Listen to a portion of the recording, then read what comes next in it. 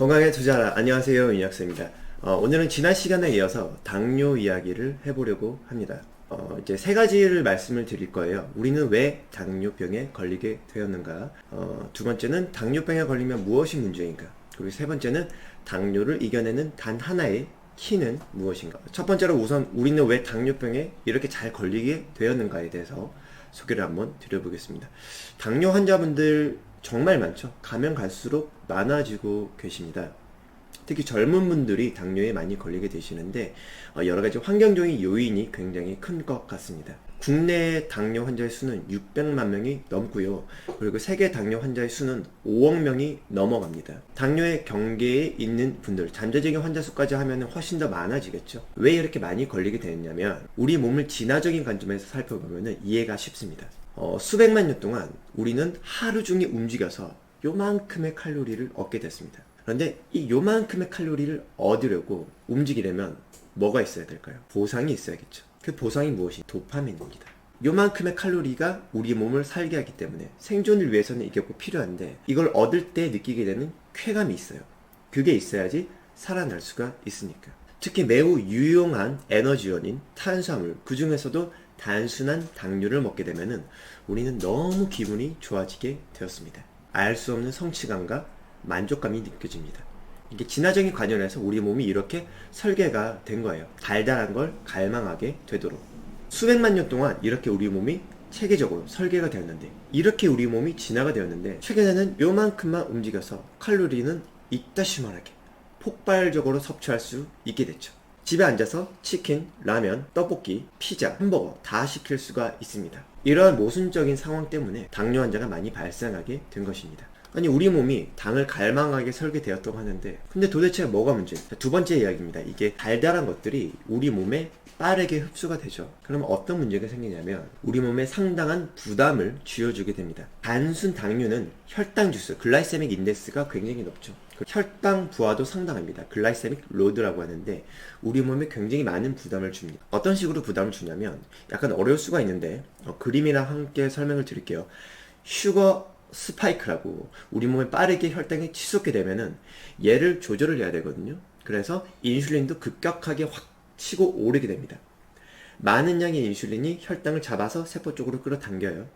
그런데 적당히를 모르죠. 우리 몸은 끌어당기다 보니까 혈당이 없는데 계속 끌어당겨서 혈당이 순간적으로 쭉 하고 떨어집니다.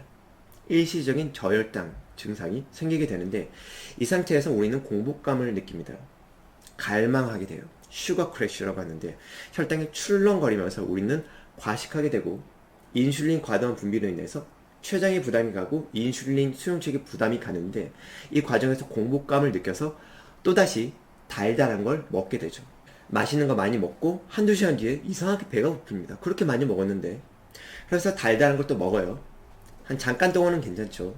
한두 시간 괜찮다가 혈당이 다시 줄렁거리고 저혈당 상태에서 공복감을 느끼게 되고 또 간식을 먹게 되고 이런 악순환이 반복되게 됩니다. 자, 그렇게 되면 어떤 일이 생기냐면 고혈당과 저혈당이 반복해서 일어나게 되고 칼로리를 과도하게 섭취하게 되죠. 이 과정에서 인슐린도 출렁거리게 되고 인슐린 수용체가 둔감해지겠죠. 많이 두들겨 맞아서. 그래서 인슐린 저항성이라는 게 생기는데 인슐린 저항성과 함께 췌장 기능도 저하가 되어서 복합적으로 2형 당뇨로 진행이 되게 됩니다. 이 혈당이 출렁이는 과정에서 우리 인슐린 수용체만 손상되는 것뿐만 아니라 호르몬, 부신 호르몬, 코티졸이나 아드레날린 같은 것도 출렁거리게 되죠. 그래서 우리가 정신적으로 그리고 소화기적으로 여러 가지 부담을 갖게 되고요. 이게 반복되면 만성적인 무력감, 피로감이 생기게 되고 우울감도 쉽게 생기고요. 소화불량, 신경증도 발생하게 됩니다. 그리고 이제 당뇨병까지 진행이 됐어요. 이때 또 뭐가 문제냐면 여러 번 말씀드린 것 같습니다만 체내에 혈당을 조절하기 위한 다른 경로가 활성화되는데 이때 굉장히 많은 산화 스트레스와 삼투압 스트레스가 발생하게 됩니다. 가장 유해한 건 산화 스트레스죠. 산화물이 굉장히 많이 발생하게 되는데 이게 조직을 변질시키고 신경을 변질시키고 염증을 유발합니다. 만성 염증 상태에 들어가게 되죠. 신경염과 혈관염이 발생하게 되고요. 각종 신경병증, 신장병증, 망막병증, 여러가지 합병증, 그리고 암이나 종양, 고지혈증, 고혈압 같은 이런 성인병이 연쇄적으로 발생하게 됩니다. 정말 만병의 근원이 되게 되는 것이죠. 이 무서운 당뇨의 악순환을 끊어낼 수 있는 방법이 뭘까? 자, 세 번째 말씀드릴 것, 당뇨의 악순환을 끊어낼 수 있는 단 하나의 키가 있습니다. 바로 아디포넥틴. 이 아디포넥틴은 당뇨를 극복할 수 있는 하나의 열쇠인데요. 어떠한 역할을 하냐면 체내 염증 경로를 조절해서 염증 반응을 감소시켜주고요. 그리고 AMPK를 활성화시켜서 산화 스트레스 지수를 감소시키고 인슐린 저항성을 개선시킬 수가 있습니다. 그리고 오스테오칼신을 활성화시켜서 뼈도 튼튼하게 만들어주고요. 당 수치도 개선시켜주고 지질 균형을 개선시켜줘서 지방을 없애고 살을 찌지 않게 만들어줍니다. 비만에도 도움이 되죠. 그리고 콜레스테롤 수치 정상화시킵니다. 그럼 아디포넥틴을 활성화시키면 되겠네. 맞습니다. 그러면 이걸 어떻게 하면 활성화시킬 수가 있을까?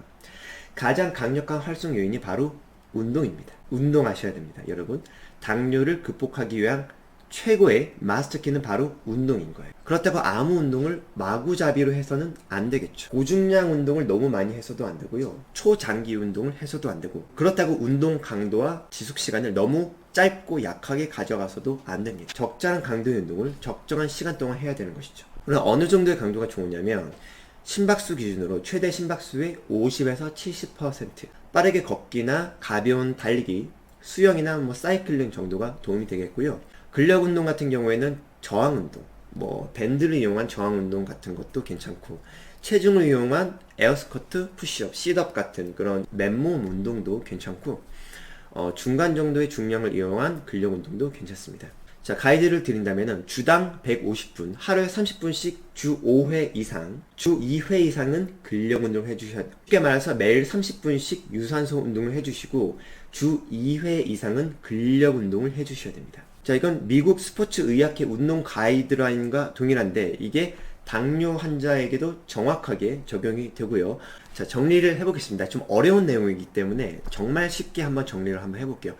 첫 번째, 우리는 왜 당뇨에 걸리게 되었는가? 수백만 년의 진화 기간 동안은 우리가 엄청나게 많이 움직이고 조금 섭취하게 몸이 설계가 되었는데, 최근에는 너무 안 움직이고 너무 많은 양의 칼로리를 섭취하기 때문에 당에 걸리게 된 것이고요. 그리고 당뇨에 걸리면 우리 몸이 정말 전신적으로 순차적으로 망가진다. 혈관, 조직, 신경 가릴 것 없이 모두 다 망가지게 된다.